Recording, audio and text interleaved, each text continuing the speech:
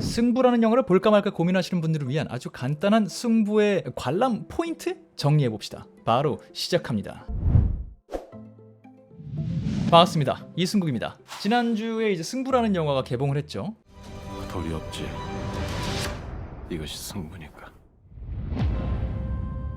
사실 이 영화 같은 경우에는 영화 관람 이전에 이미 관람한다 안 한다 결정하신 분도 많을 것 같아요. 영화 출연진과 관련한 이슈가 워낙 컸었다 보니까 개봉 자체도 한 해 만에 했었고요. 그런 이슈 끝에 어쨌든 개봉을 하게 됐는데 여전히 그 이유 때문에 이 영화 보기 싫으신 분이 있을 수 있어요. 어쨌든 나는 그 이슈 때문에 이 영화 보기 싫다 하시는 분들은 그건 정말 선택이니까 그냥 마음 편하게 안 보시는 게 제일 좋은 선택일 것 같고요. 이 영화 그런 이슈는 있었지만 어쨌든 어떤 영화인지 궁금은 한데 이거 봐라? 이 바둑 얘긴데 나 바둑을 모르는데 재밌을라나? 나랑 맞을라나? 하는 분들은 있을 수 있잖아요. 그런 분들을 위해서 스포일러 없이 이 영화가 어떤 톤을 갖고 있는지 또 어떤 느낌으로 접근하면은 영화의 전체적인 흐름을 같이 가는데 문제가 없을지 살짝 얘기를 해보도록 하죠. 물론 그 얘기를 하려면 어쨌든 이거는 현실에서 모티브를 가져간 거니까 전설의 바둑 고수들이시죠. 조훈현님과 이창호님의 이 실화를 모티브로 해서 만들어진 영화니까 그쪽 배경을 알고 가시면 사실은 그냥 바로 몰입하실 수 있을 것 같다는 생각이 들고요. 요거를 좀 짧게 알고 싶으신 분들은 빠더너스 채널의 문상훈님이 또 기가 막히게 정리하신 영상이 있습니다.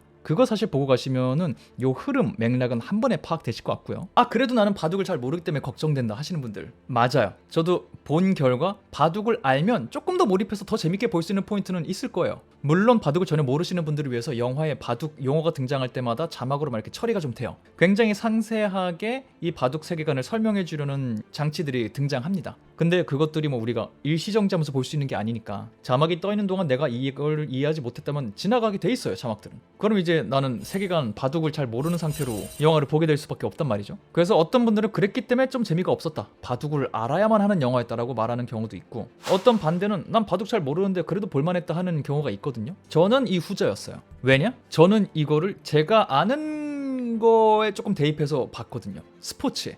그러니까 도움이 되더라고요. 그 영화 자체도 그래요. 이 바둑이라는 거의 역사성, 바둑, 대국, 시합에 대한 철저한 다큐성, 물론 이런 부분도 있지만 이거에 집중했다기보다는 사람과 사람의 관계, 그리고 뭐 예고편이나 뭐 실제 실화로 남겨져 있죠. 스승과 제자의 이야기, 이들을 묶어주는 바둑이라는 오래된 형태의 스포츠, 정신 지적 스포츠, 이 얘기를 하고 있는 거기 때문에 바둑 영화라는 부담을 너무 안 가지셔도 저는 된다고 생각해요. 간단하게 좀 다르게 설명하자면 그런 영화예요. 이 영화는 재능이 뛰어나고 당연히 노력도 했고 거기에 자신만의 전술을 완성해서 이쪽 세계관을 평정해버린 현역 고수, 너무 잘해서 이 사람이 하는 어떤 스타일이 따라하고 싶은, 모두가 배우고 싶은 그런 스타일이기도 한 초절정 고수. 근데 그 고수가 쓰는 전술이 아니라 자기만의 전술을 완성해서 그 전술로 인정받고 종국에는 이 전술로 이 고수를 이겨보고 싶은 영건, 젊은이, 그냥 이 둘의 얘기예요. 그러니까 이거는 사실 어떻게든 비유가 될 수 있는 거죠. 스포츠의 뭐 전술적 성향에 관한 얘기일 수도 있고, 치환해서 얘기하자면은 뭐 그림으로 치면은 화풍, 시대를 완전히 막 풍미한 어떤 화풍이 있고 그걸로 최고로 평가를 받고 있는 화가가 있는데 젊은 화가가 나타나서 완전히 새로운 화풍으로 이 사람의 화풍에 도전을 해. 나는 이게 맞다고 본다. 그렇게 해석할 수도 있고요. 뭐 연기? 어떤 연기로 세상을 막 씹어먹었어.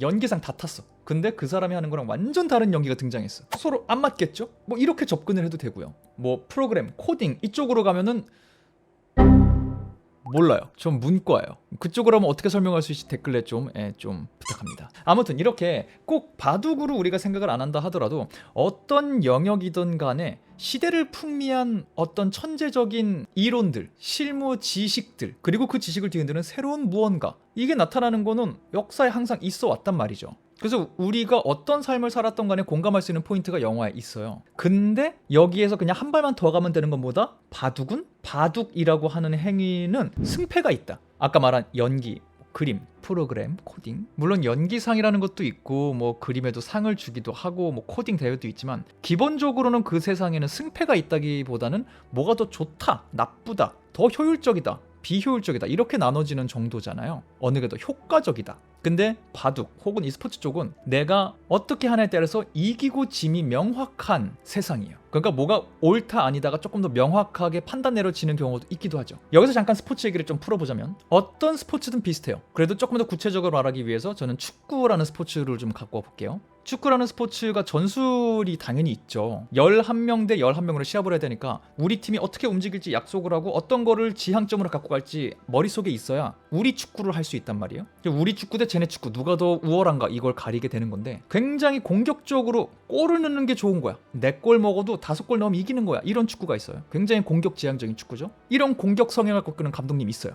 근데 이분이 전술을 잘 짰어. 그리고 선수를 잘 영입했어. 그러면 이분의 축구가 막 호령하는 경우가 있어요. 근데 재밌는 건 축구에는 그 어떤 전술도 평생 가진 않아요. 패션처럼 돌고 돌아 나중에 돌아올 수 있는데 누군가 어떤 전술로 5년에서 10년 정도 호령했어. 이 사람의 축구를 다 따라해. 그러면 한 10년 정도 안 되잖아요. 이 사람의 전술을 파괴시키는 새로운 전술이 나와요. 그럼 갑자기 이게 또 각광받기 시작해. 모두가 이걸 따라해. 유행이 돼. 전술 그리고 성향에도 다 유행이 있거든 스포츠에. 또 꼭 파회법이 아니더라 하더라도 누군가 공격적인 전술을 갖고 있다면 반대로 누군가는 수비적인 전술을 할 수도 있겠죠. 너 4골 먹으면 5골 넣어서 이긴네야? 나는 한 골도 안 먹을 거야.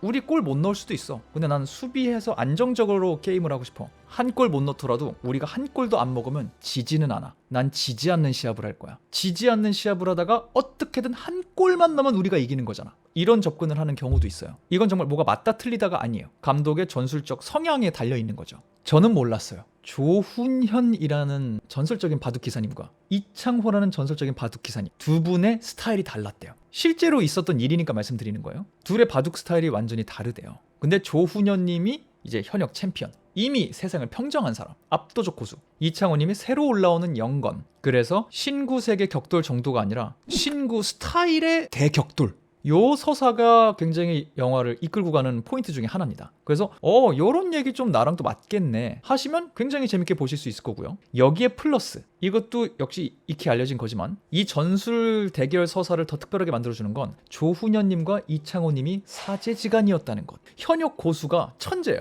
천재고 노력을 한 사람이야. 그렇기 때문에 아무나에게 자기의 어떤 지식을 사사해주고 싶지도 않아. 보통 사람과 뭐 얘기하기 싫겠죠. 세상이 다르게 보이는 사람인데, 바둑 다 하는 사람인데. 근데 그 말은 뭐다? 자기 같은 바둑 천재를 보면 이 사람은 또 너무 좋아할 수밖에 없다. 나의 모든 걸 알려주고 싶은 누군가를 만나면 어떻게든 이 사람을 키워주고 싶겠지. 이런 사람이 세상에 많이 없다는 걸 자기는 알고 있으니까. 그래서 천재 고수가 천재 신참을 알아봐요. 신동을 알아본 거죠. 영재를 알아본 거죠. 그리고 그의 스승을 자처해. 자기도 바쁜데. 그리고 지금 세상을 평정한 교수에게 발탁되어서 그에게 교육을 받으면 잘하는 제자. 당연히 이 스승님의 스타일을 익히면서 잘하겠죠. 근데 뭐라고요?